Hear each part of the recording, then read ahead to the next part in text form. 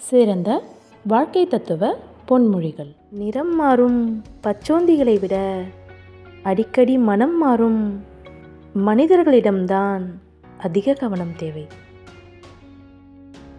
வடகம் காயப்போடும்போது விரட்டப்பட்ட காகம் இறந்தவர்களுக்கு படையல் போடும்போது விரும்பி அழைக்கப்படுகிறது.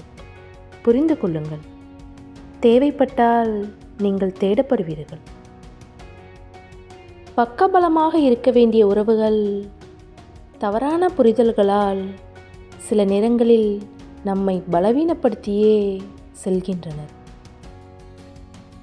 உங்களை ஏமாற்றியவர்களுக்கு ஒன்றை மட்டும் சொல்லிவிட்டு விலகுங்கள். இன்று எனக்கு, நாளை உனக்கு. எப்படி வாழணும் என்பதையும் இப்படித்தான் வாழணும் என்பதையும் தீர்மானிப்பது பணம் அல்ல, மனம். எல்லோரும் நீங்கள் உயர்வதை விரும்புவார்கள், ஆனால் அவர்களை விட அல்ல.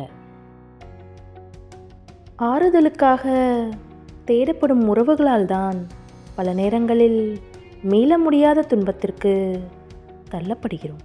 தன் உடம்புக்கு முடியாத போதும் ஓய்வெடுக்க விடாமல் உழைக்க ஓட செய்கிறது குடும்ப சுமை பலரை இங்கு. காரணமே இல்லாமல் கண்ணீர் வருகிறதென்றால் நீங்கள் யாரையோ அளவுக்கு அதிகமாய் நேசித்திருக்கிறீர்கள் என்று அர்த்தம். உண்மையாய் அல்ல, உயிராய். வீட்டில் தாய் செய்யும் வேலைக்கு சம்பளம் கொடுக்கும் அளவுக்கு பணக்காரன் இன்னும் இந்த பூமியில் பிறக்கவில்லை. ஒவ்வொரு வீட்டிலும் தன் குடும்ப பாரத்தை சுமக்க சுமை தாங்கியாக ஒருவர் இருப்பார். அவர்தான் மூத்த பிள்ளை. அவர் படும் வேதனையை ஆண்டவன் ஒருவனே அறிவான்.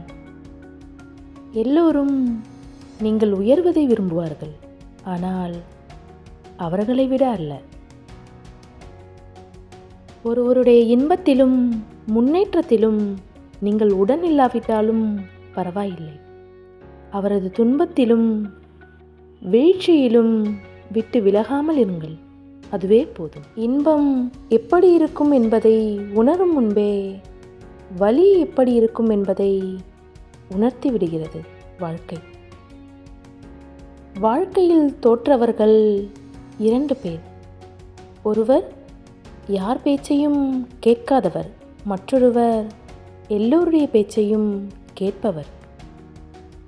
அன்பா பேசுகிறவங்க எல்லோர் மனசுலேயும் அன்பு இருக்காது.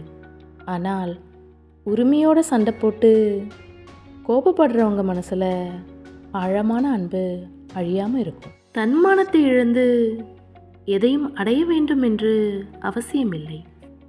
எந்த இடத்தில் நம்மை வைக்கிறார்களோ அதே இடத்தில் அவர்களையும் நாம் வைத்துவிட வேண்டும்.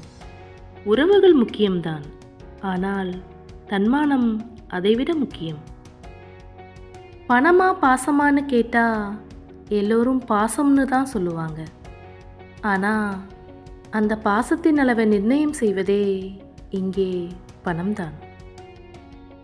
மனைவிக்கு சிறப்பான விருந்து அவளுடைய அன்பான கணவன் ஊட்டிவிடும் உணவுதான். கஷ்டம் என தெரிந்தும் இஷ்டப்பட்ட ஆண்களுடன் வாழும் பெண்கள் தேவதைகள். நன்றி.